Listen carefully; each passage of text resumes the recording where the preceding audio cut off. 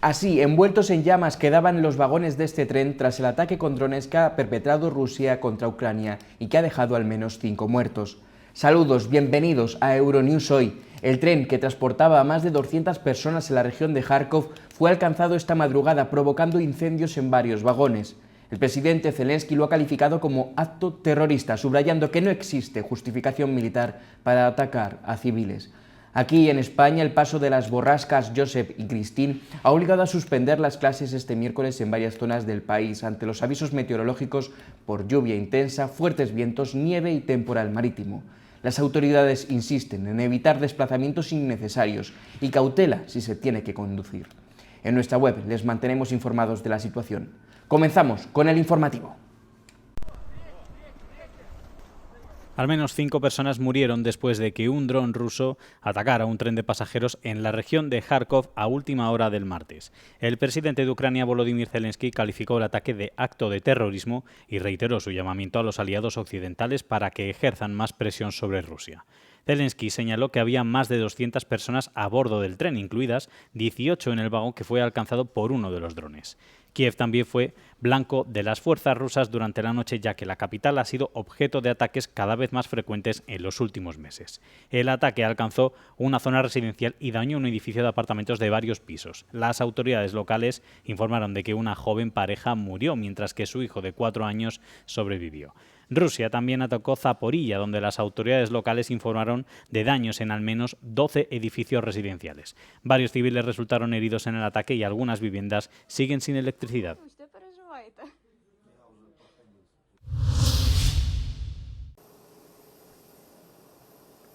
El presidente ucraniano Volodymyr Zelensky ha anunciado que quiere que su país se incorpore a la Unión Europea en 2027.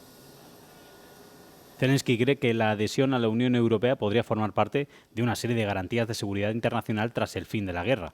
Ucrania obtuvo el estatus de candidato en 2022 tras el inicio de la invasión a gran escala de Rusia y las negociaciones de adhesión comenzaron oficialmente en 2024. Sin embargo, Hungría se opone a la idea, alegando que la adhesión de Ucrania conllevaría amenazas para la seguridad y riesgos económicos. Según un funcionario de la Unión Europea, conocedor del proceso de adhesión, también se está barajando la posibilidad de una integración gradual. El funcionario añadió que, a pesar del veto de Hungría, Ucrania ha logrado avances significativos y ha completado el proceso de selección más rápido de la historia de cualquier candidato a la Unión Europea.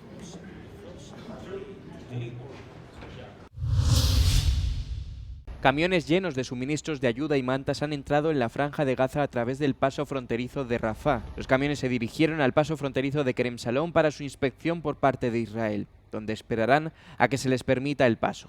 Esto se produce después de que el primer ministro israelí, Benjamin Netanyahu, anunciara el martes que reabrirá el paso fronterizo con Egipto en ambos sentidos tras casi 2 años de cierre. La apertura se anunció después de que Israel confirmara en los últimos días que había recibido los restos del último rehén israelí en Gaza, un punto conflictivo que ha mantenido la frontera cerrada a pesar de la entrada en vigor de un alto el fuego negociado por Estados Unidos. Netanyahu no dijo cuándo se abriría el paso fronterizo en la ciudad más meridional del enclave, pero sí afirmó que se limitaría al tráfico peatonal y no se utilizaría para el transporte de mercancías. El primer ministro israelí anunció que a los palestinos se les permitirá libremente entrar o salir del territorio asediado. Los palestinos consideran el paso fronterizo de Rafah como un vínculo con el mundo, su única vía de salida y la única vía de entrada para la ayuda humanitaria que se necesita desesperadamente para reabastecer a una población devastada por 2 años de guerra. La apertura ha suscitado la esperanza de que decenas de miles de palestinos que necesitan atención médica puedan finalmente recibirla. El secretario general de la OTAN, Mark Rutte, se enfrenta a las críticas de varias figuras europeas y de la propia Comisión tras afirmar que la Unión no debería ni podrá independizarse militarmente de Estados Unidos. Sus declaraciones se produjeron durante una ponencia del ex primer ministro en el Parlamento Europeo, tras una semana en Davos en la que alcanzó un presunto pacto con Donald Trump para que éste no invadiese Groenlandia. Los detalles del acuerdo no se han hecho públicos por el momento, aunque Rutte apunta a una negociación tripartita entre la isla ártica, Dinamarca y Estados Unidos. And I don't mind him publishing text messages. And if anyone thinks here, again, that the European Union or Europe as a whole can defend itself without the US, keep on dreaming. You can't. We can't. We need each other. Rutte argumentó que las naciones europeas deberían gastar el 10% de su PIB en lugar del 5% que se prevé en el objetivo actual impuesto por Trump para compensar una hipotética pérdida del respaldo militar de Washington. En respuesta, la principal portavoz de la Comisión Europea ha afirmado que están centrados en aumentar la independencia de la Unión. We are committed to indeed making sure that we become increasingly resilient, increasingly independent. On the various fronts, we just talked about energy. That's one where we have a positive story to tell in terms of how we've been able to reduce our dependence on imports of fossil fuels from Russia. And such dependencies are seen also in other areas, on defense, on critical raw materials. La semana pasada, Ursula von der Leyen también pidió una mayor independencia europea en respuesta a la creciente inestabilidad política.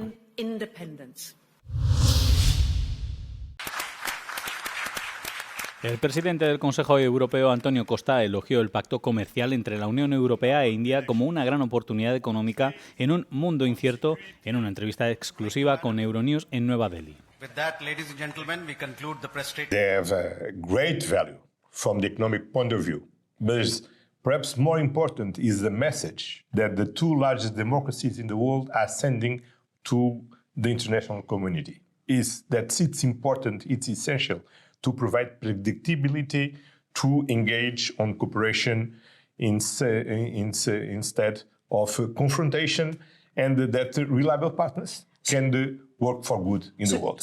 Cuando se le preguntó si las recientes amenazas de Trump de una guerra comercial por Groenlandia habían sido el catalizador definitivo para cerrar el acuerdo con India, Costa respondió que, en un mundo impredecible, las empresas necesitan previsibilidad. El histórico acuerdo de libre comercio entre la Unión Europea e India reducirá los aranceles sobre una amplia gama de productos de la Unión Europea, desde vinos hasta automóviles. También proporcionará una reducción de aranceles a las empresas indias, en particular en los sectores de los servicios y los productos farmacéuticos.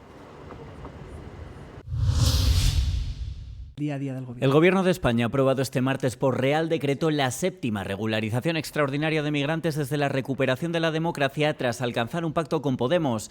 La formación política estima que entre 500.000 y 800.000 migrantes podrán beneficiarse de esta medida, que les permitirá acceder a un empleo siempre y cuando lleven 5 meses en el país, puedan acreditarlo documentalmente y no tengan antecedentes penales. La última regularización extraordinaria de estas características se produjo en el año 2005. Lo que estamos haciendo es no mirar para otro lado, dignificar y reconocer a las personas que ya están en nuestro país y dar respuesta a una realidad con una coherencia que es la que tiene el Gobierno de España en su política migratoria, que pone en el centro los derechos humanos y que trabaja por una migración regular, ordenada y segura. La medida se adoptará vía Real Decreto, que modificará la ley de extranjería vigente, muy criticada por varios colectivos migrantes por sus restricciones. Este Real Decreto, a diferencia de la iniciativa legislativa popular que consiguió 500.000 de firmas de ciudadanos comunes para efectuar una regularización similar, no necesitará pasar por el Congreso para su tramitación. Los migrantes que cumplan los requisitos podrán solicitar su regularización, que no equivale a adquirir la ciudadanía española, hasta el próximo 30 de junio, siempre y cuando cumplan los requisitos legales.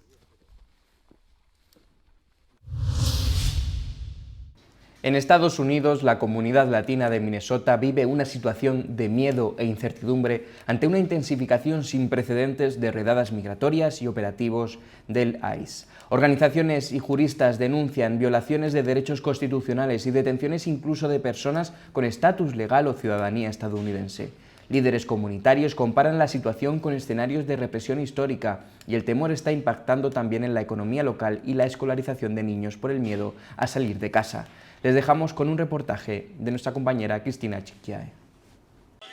La comunidad latina de Minnesota vive uno de sus momentos más críticos. Redadas, arrestos masivos y controles migratorios han sembrado el miedo en barrios y escuelas, alterando la vida diaria de miles de familias.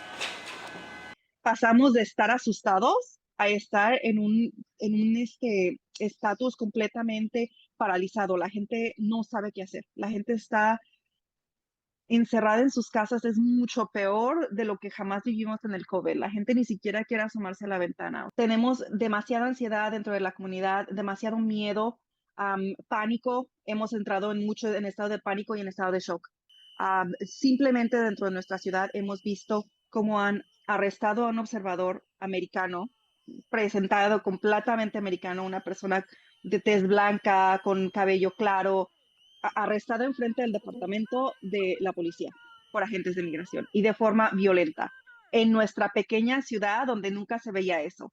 Hemos visto cómo han detenido a niños, hemos visto cómo han seguido autobuses escolares, hemos visto cómo han esperado afuera de las escuelas a que salgan los niños en el autobús. Una profesora de Derecho denuncia redadas sin orden judicial que violan la Constitución y recuerda que grabar a la policía es un derecho protegido. Estamos viendo que hay muchas violaciones de los derechos de personas. Hemos visto historias donde ICE está rompiendo la puerta sin tener un orden judicial y eso de lo que he visto es una violación del cuarto enmienda de la Constitución de los Estados Unidos. En Minnesota, la congresista demócrata de origen somalí, Ilhan Omar, fue rociada con una sustancia desconocida en un mitin público celebrado el martes en Minneapolis, cuando entre el público surgió un atacante que la roció con una jeringa. El sujeto fue arrestado y la política, que no sufrió daños aparentes, continuó su discurso.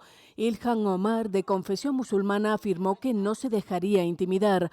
En su discurso durante el mitin político, criticó los operativos del Servicio de Inmigración del ICE en Minneapolis. La policía informó que se estaban realizando análisis forenses en el lugar de los hechos. Según medios locales, la sustancia tenía un fuerte olor y posiblemente era vinagre. En 2019, Omar se convirtió en la primera somalí estadounidense nacida en África en formar parte del Congreso de Estados Unidos. La congresista se ha convertido en una diana de los ataques del presidente de Estados Unidos. Este lunes, Donald Trump la señaló por, según él, abandonar Somalia sin nada y tener ahora un patrimonio de más de 44 millones de dólares.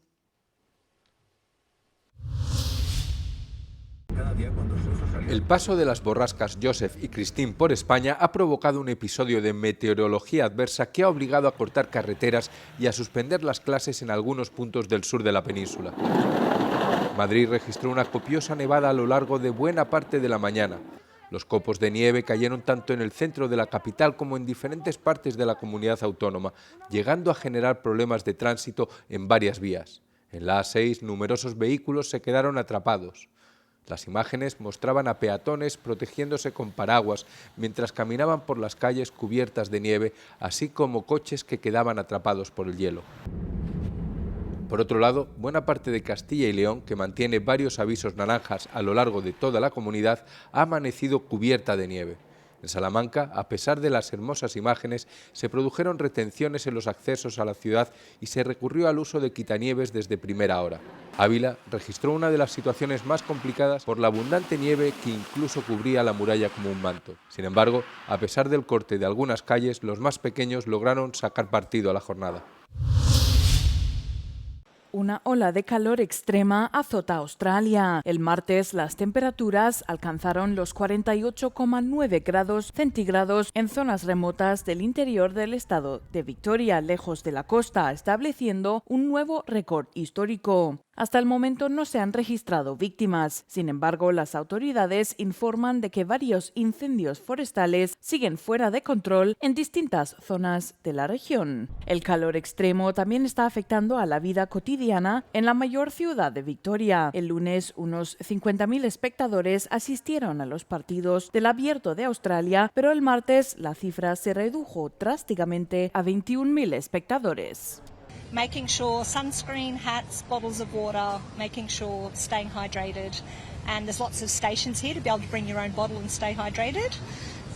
Ante estas condiciones, varios partidos tuvieron que ser aplazados por el calor extremo. El miércoles se registró un ligero alivio térmico, pero los meteorólogos advierten de que esta segunda ola de calor extrema continuará toda la semana. Las autoridades indias afirman que han contenido un brote del virus Nipah tras confirmar 2 casos en el estado de Bengala Occidental. El Ministerio de Salud de la India afirmó el martes que se habían detectado 2 casos desde diciembre y añadió que todos los contactos identificados han sido puestos en cuarentena y sometidos a pruebas. El Ministerio no reveló detalles sobre los pacientes, pero afirmó que se había localizado a cerca de 200 contactos y que todos habían dado negativo. Según la Organización Mundial de la Salud, el virus tiene una tasa de mortalidad estimada entre el 40 y el 75%, lo que lo hace mucho más letal que el coronavirus. No se han registrado casos del virus fuera de la India, pero varios países asiáticos han introducido o reforzado las medidas de control en los aeropuertos como medida de precaución. Indonesia y Tailandia son 2 de esos países que han llevado a cabo controles de temperatura y vigilancia visual de los pasajeros que llegan de Bengala Occidental desde que se declaró el brote. ¿En qué lugar de Europa trabajan más los estudiantes? Más de 1 de cada 4 jóvenes europeos de entre 15 y 29 años trabajaba y estudiaba al mismo tiempo en 2024. Esta situación era más habitual en los Países Bajos, con un 74,3%, Dinamarca con un 56,4% y Alemania con un 45,8%. Por el contrario, Rumanía, Grecia y Croacia registraron las proporciones más bajas entre los países de la UE. Más de 7 de cada 10 jóvenes permanecían fuera del mercado laboral mientras estudiaban. Por su parte, el 3,2% estaba desempleado, pero buscando activamente un empleo. Las proporciones más elevadas de jóvenes desempleados en educación formal se registraron en Suecia, Finlandia y Dinamarca. Por otro lado, en Rumanía, Croacia, Chequia y Hungría, menos del 1% de los jóvenes buscaban empleo. El 74,4% de las mujeres de entre 15 y 19 años estaban fuera del mercado laboral frente al 70,4% de los hombres de la misma edad. Esto puede sugerir que prefieren centrarse en la educación durante sus años de juventud. Los datos también muestran que las mujeres tienden a matricularse más en la educación formal que los hombres. Sin embargo, cuando no están estudiando son menos propensas a estar empleadas o a buscar empleo, como se observa en las tasas de empleo más bajas y las proporciones más altas de inactividad en comparación con los hombres. Did the Pope really snub Emmanuel Macron over Notre Dame's windows? Emmanuel Macron went viral last week for the iconic sunglasses he wore at the World Economic Forum in Davos. But the French president was also subject to viral claims of a different kind. This post on X and many like it claimed that Pope Leo cancelled a meeting that he was due to have with Macron in early January over his disapproval of the Notre Dame Cathedral's new stained glass windows. The Pope will allegedly remove the Archbishop of Paris from his seat because Notre Dame is the property of God rather than the state, and says the atmosphere between France and the Vatican has become detestable and unhealthy. All this might sound dramatic, perhaps overly so, and that's because none of it is true. France's Ministry for Europe and Foreign Affairs clearly rejected the claims on X, stating that the meeting is still being arranged. In a tongue-in-cheek response, it said that aligning the Pope and the President's agendas remains one of the greatest mysteries, and that they'd get a nice photo out of it when it does happen. The Vatican has said more or less the same thing, explaining that efforts to schedule a meeting are ongoing and that none of the issues raised online are the reason. Notre Dame's new stained glass windows have been the subject of controversy though. Following the 2019 fire that destroyed much of the iconic cathedral, new windows were proposed as part of restoration efforts. Supporters say that the new designs represent Notre Dame's rebirth and reference traditional biblical stories in a contemporary style. Critics, however, argue that the windows clash with its historical character, denounce potential political influence by Macron, and claim that the windows don't need replacing as the originals survived the fire.